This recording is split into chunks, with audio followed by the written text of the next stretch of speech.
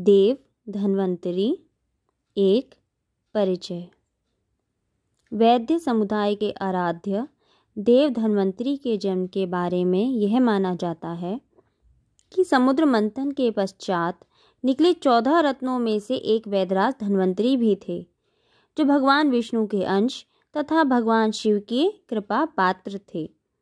धन्वंतरी अपने साथ एक अमृत कलश भी लेकर आए थे और उसी कलश से उन्होंने देवताओं को अमृत पिलवाया और उसके प्रभाव से देवता जीवन मृत्यु के चक्र से मुक्त होकर अमर हो गए। ऐसा भी कहा जाता है कि जब शंकर जी ने विषपान किया था तब धन्वंतरी ने उन्हें अमृत प्रदान किया था और इस प्रकार काशी कालजयी नगरी भी बन गई थी। धन्वंतरी हिंदू धर्म के एक देवता हैं और एक महान चिकित्सक भी हैं। हिंदू धर्म मान्यताओं के अनुसार ये भगवान विष्णु के अवतार भी समझे जाते हैं। मान्यता ये भी है कि शरद पूर्णिमा को चंद्रमा, कार्तिक द्वादशी को कामधेनु गाय, त्रयोदशी को धन्वंतरी जी और चतुर्दशी को काली माता और अमावस्या को माँ भगवती जी का सागर से अवतरण हुआ था। इसलिए दीपावली के 2 दिन पूर्व धनतेरस को भगवान धन्वंतरी का जन्म धनतेरस के रूप में या धन त्रयोदशी के रूप में भी मनाया जाता है। इसी दिन इन्होंने आयुर्वेद का भी प्रादुर्भाव किया था। भगवान श्री विष्णु का अवतार कहे जाने वाले धन्वंतरी जी की 4 भुजाएं हैं। ऊपर की दोनों भुजाओं में शंख और चक्र धारण किए हुए हैं, जबकि 2 अन्य भुजाओं में से एक में जलूका और औषध तथा दूसरे में अमृत कलश लिए हुए हैं।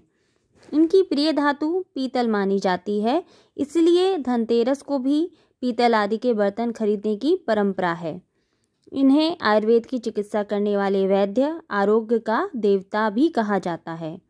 इन्होंने ही अमृतमय औषधियों की खोज की थी। देव धन्वंतरी का विवाह देवताओं के चिकित्सक अश्विनी कुमारों की 3 पुत्रियों से हुआ था। उनकी 14 संतानें हुई थीं। धन्वंतरी ने आयुर्वेद की शिक्षा अपने योग्यतम शिष्यों को भी दी थी, जिसमें से सुश्रुत प्रमुख थे। वैद्य धन्वंतरी के वंश में दिवोदास हुए, जिन्होंने शल्य चिकित्सा का विश्व का पहला विद्यालय काशी में स्थापित किया, जिसके प्रधानाचार्य सुश्रुत बनाए गए थे। सुश्रुत दिवोदास के ही शिष्य और ऋषि विश्वामित्र के पुत्र थे। उन्होंने ही सुश्रुत संहिता लिखी थी। आचार्य सुश्रुत ने अपनी रचना में धन्वंतरी को 8 अंगों का अनुपम ज्ञाता व अनुसंधानकर्ता माना है। सुश्रुत विश्व के पहले सर्जन अर्थात शल्य चिकित्सक थे। प्रधानाचार्य सुश्रुत के अनुसार भगवान धन्वंतरी ने आजीवन शोध किया तथा स्वास्थ्य रक्षक व आयुर्वर्धक द्रव्य एवं रसायन तैयार किए। भगवान धन्वंतरी द्वारा दिया गया आयुर्वेदिक ज्ञान इस मानव जीवन के लिए कितना ज़्यादा महत्वपूर्ण और उपयोगी है, ये हम सब भली भांति जानते हैं।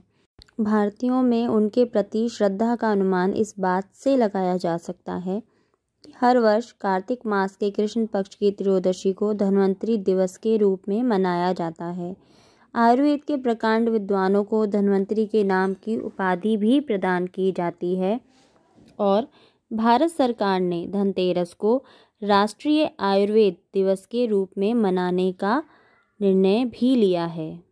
दोस्तों, अगर आपको इस वीडियो में दी गई जानकारी अच्छी लगी हो तो इस चैनल को सब्सक्राइब करें और शेयर करना ना भूलें। Thank you.